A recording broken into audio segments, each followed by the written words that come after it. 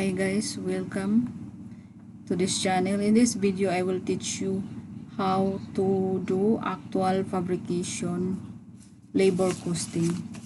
So first thing to do is to have this table. So this is the tabulated speed of the machine according to different material and of different thickness.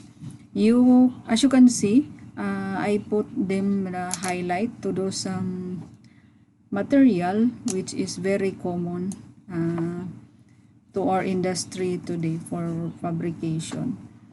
This table simply shows that the thicker the material is, the speed of the cutting machine is very low. And there are also material which is very easy to cut no matter how thick it is. So how to have this table? So you can have this by doing the actual and motion study, so that you can have an accurate data reference in order to make your estimates more realistic, or you can either download it from the web. Just search the standard speed of the laser cutter machine. Okay, so after having that table, I have this data. First is the length. Just enter the length of cut and also the width. So this is already with the formula till come up with its perimeter. So perimeter is twice the length and the width. So for the speed, so I have 2 column under the speed. This is from the table and its conversion in minute per mm. Okay. And then the cutting minutes, this is the perimeter times speed conversion, which is in minute per mm. Then the rate per minute, you can set your rate per hour, then convert it to rate per minute. So in this example, I use $400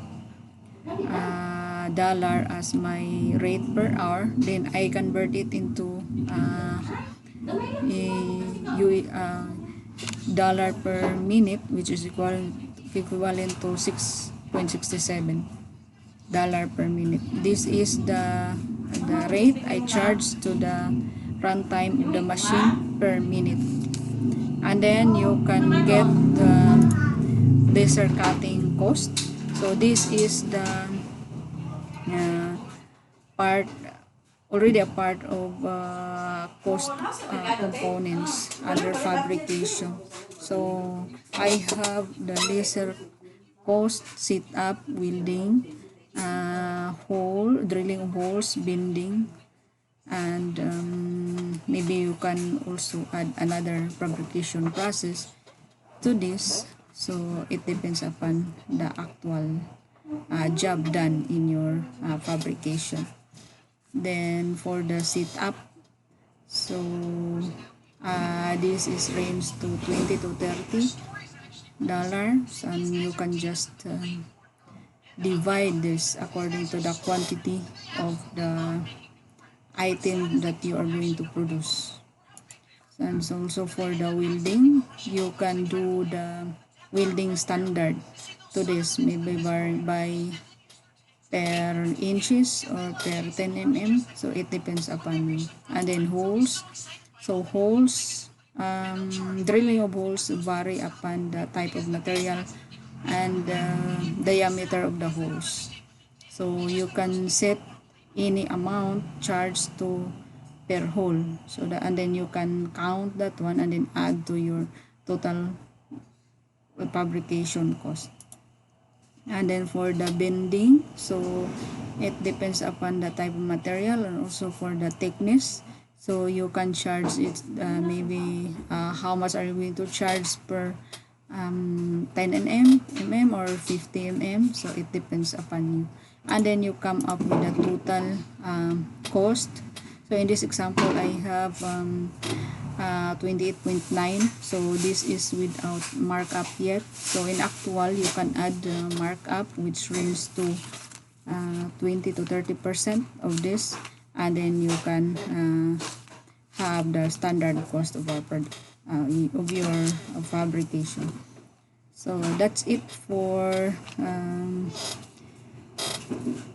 today's video. So thank you for watching, guys. See you in my next video. Bye bye.